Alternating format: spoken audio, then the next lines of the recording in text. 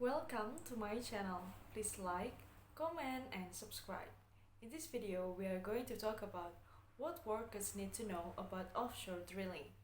If you work in offshore drilling or are interested in pursuing a career as an oil rig employee, it is important that you know the risks involved and the legal rights you have as a maritime worker. While energy companies do everything they can to keep everyone safe on the job. Also, accidents happen. If you are injured while working on an oil rig, you should know what your rights and options are. First discussion is about what is offshore drilling and why is it such a huge industry. Offshore drilling is a method of extracting petroleum from the earth in offshore location covered by the water. The rock layers that lie beneath the seabed are often rich with petroleum, which can be pumped to the surface for collection via our oil well. The continental shelf along the southeast coast of the United States is one of the most prolific drilling locations.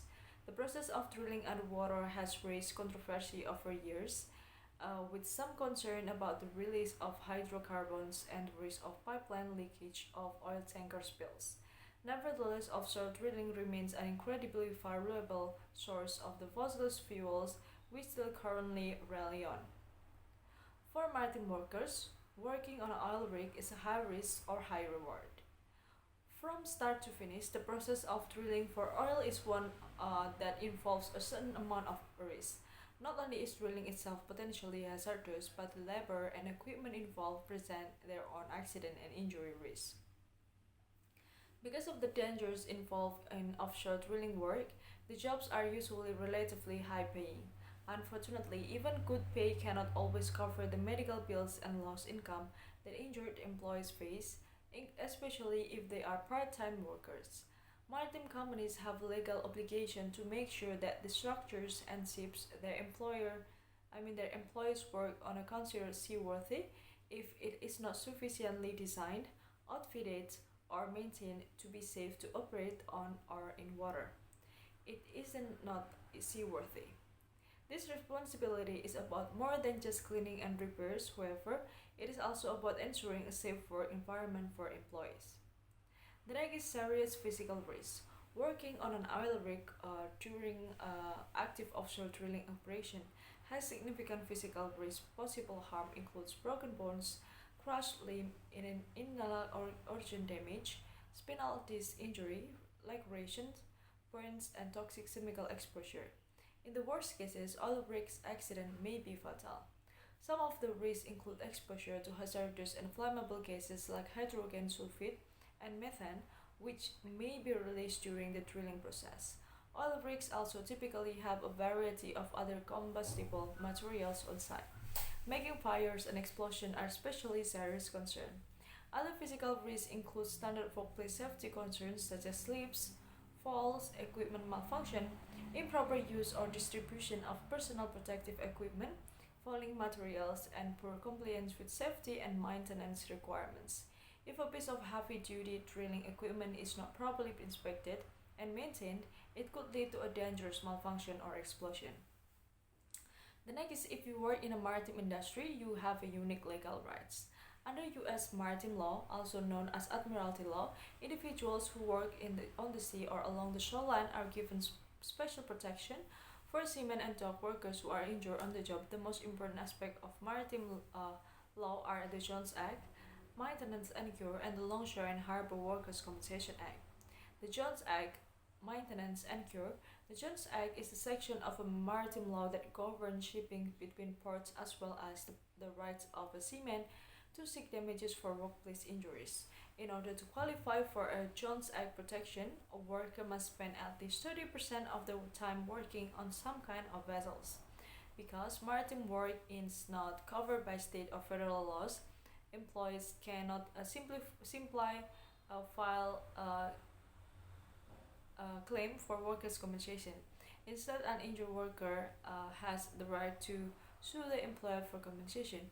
In order to receive damages, the victim must be able to prove that there was negligence on the part of the ship's owner, captain, or crew. One of the most important parts of the Jones Act for injured workers is an aspect known as maintenance and cure. This part of the law entitles injured offshore employees to a certain amount of compensation for their losses. First, the worker is entitled to receive a standard distribution of money to help them maintain financial stability while they recover or maintenance. In addition to that, they are entitled to compensation to cover the cost of bills related to medical services and injury treatments. It is called cure. And then the next is about the Longshore and Harbor Workers Compensation Act. Maritime workers who are not considered Jones Act seamen may instead to be covered by the Longshore and Harbor Workers Compensation Act. This act provides compensation and benefits to those who work on navigable waters less than 30% of the time, or in the area of the harbor. Covered employees might be shipbuilders, harbor construction worker, longshoremen, or job workers who load and unload ships. And then the next is what to do if you are injured on the job. When you have been injured in an accident while working on an oil rig, it can be hard to determine the right course of action. The following are a few things you should do after your injury to ensure you get everything you are owed as a victim. And then the next is seek medical attention. Before you do everything else, your injuries need to be addressed. Do not try to tough it out. Even if you suspect a simple sprain, you should be seen by a doctor as soon as possible. Some injuries like concussions and internal bleeding can be difficult to recognize without a medical exam. The next discussion is about report your injury to your superior. Do not keep your injury to yourself. Not only will your employer require you to report any injuries, you will also need to inform them in order to move forward with seeking compensation. Take notes and photos if relevant. If you are able to take notes about what happened in your accident, as time goes on, you may start to forget key elements of the event. Writing them down is a good way to capture the details for future use. If you can, take a picture of the workplace hazard or damaged equipment as evidence as well. And then discuss your situation with a maritime lawyer. Get in touch with an attorney who has experience working cases in the maritime industry. A lawyer can explain your rights under U.S. admiralty law and help you determine whether you have a case for additional compensation due to employer negligence. I think that's all the information that I can say to you guys. Thank you so much for watching. And if you need information about maritime topics, you are in the right channel, because in this channel we talk about it a lot.